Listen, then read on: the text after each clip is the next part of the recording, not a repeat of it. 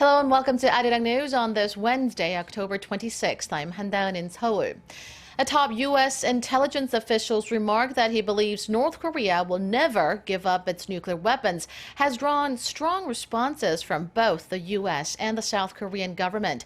Seoul and Washington say they stand firm in the belief that their current denuclearization policy will eventually have the desired effect. Kwon So-ah starts us off. The U.S. State Department has insisted that Washington remains fully dedicated to its policy of denuclearizing the Korean peninsula. It was responding to remarks made on Tuesday by the Director of National Intelligence, James Clapper, who told the Council on Foreign Relations that denuclearizing North Korea is practically impossible.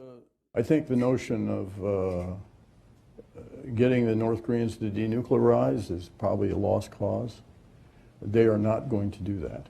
That is their ticket to survival.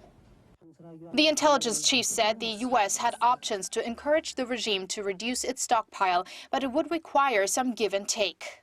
Well, the best we could probably hope for is some sort of a cap, but they're not going to do that just because we ask them. There's going to have to be some significant inducements. Responding to the comments, State Department spokesperson John Kirby made clear that Clapper's views do not represent Washington's official stance. He added that the U.S. is hoping for a resumption of the six-party denuclearization talks once North Korea is able to demonstrate verifiable efforts toward that end. But what exactly constitutes verifiable efforts?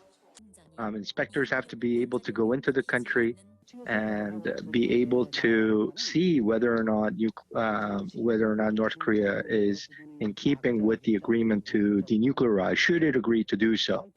An example, would be something like what they did in Iran, except in Iran, in the case of Iran, it was a freeze.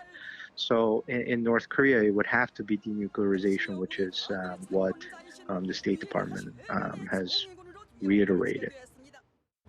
While there are concerns, there is some division within the U.S. on North Korea policy. Some experts say the U.S. intelligence chief's statement should not be taken too seriously, as many things could change because the current administration is on its way out in a few months. Kwon So-ah, Arirang News. It has emerged that North Korea's recent failed Musudan missile launch destroyed its mobile launch pad as well when the missile ignited. An analysis of the launch by military and intelligence sources has concluded a malfunction in the liquid fuel engine was the cause of the explosion.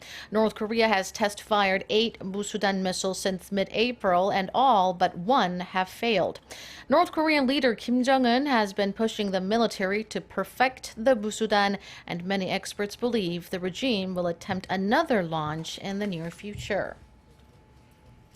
While the entire nation is still reeling from the shocking revelation related to President Park Geun-hye's close aide Choi Soon-sil, the presidential office said this morning it has no comment on the questions that have arisen since the president's apology yesterday, in which she said she was sorry for seeking advice on her speeches from her longtime aide, Choi. At a daily briefing, the presidential spokesperson said no follow-up measures are being taken at the moment within the top office, and all allegations and suspicions will be cleared through the prosecution's investigation. Both the ruling and opposition parties have expressed strong criticism on the situation, with some even asking the president to leave the ruling Saenuri Party. After an emergency meeting of its decision-making body, the Saenuri Party officially demanded a cabinet reshuffle and the resignation of the president's chief aides linked to the scandal. A new report by the World Bank has named South Korea the 5th easiest country in the world to do business. The country received high scores for electricity supply, legal settlement, and an easy administrative system for business newcomers. Our Hwang Ho-jun reports. One of the top 5 business environments in the world. In its global rankings of business efficiency, which was published by the World Bank on Tuesday, South Korea was ranked 5th out of 190 countries with a score of more than 84 points.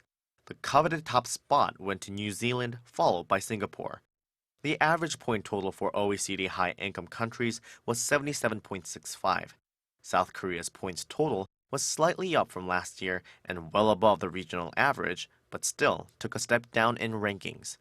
The World Bank's annual report sheds light on how easy or difficult it is for a local entrepreneur to open and run a small to medium-sized business when complying with relevant regulations.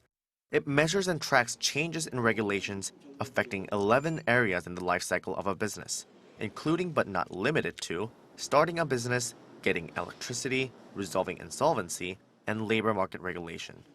South Korea moved up the rating ladder by finishing first in terms of providing electricity and reaching a legal settlement.